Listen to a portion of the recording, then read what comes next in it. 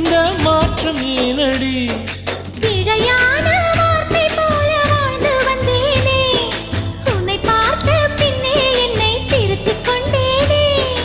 புரியாத கவிதை போல வாழ்ந்து வந்தேனே, அவையாவும் முந்தன் கண்ணில் அர்த்தம் கண்டேனே. இந்த அருக புல்லின் மேல் பனித்துளியாய் நின்றாயே, இந்த பருவத் தோள்களில் பச்சை கிளியாய் வாழ்ந்தாயே. என்னை துளசி செடியாய் சுற்றி வந்தாயோ, கண்ணால் பார்த்து பார்த்து வெற்றி கண்டாயோ.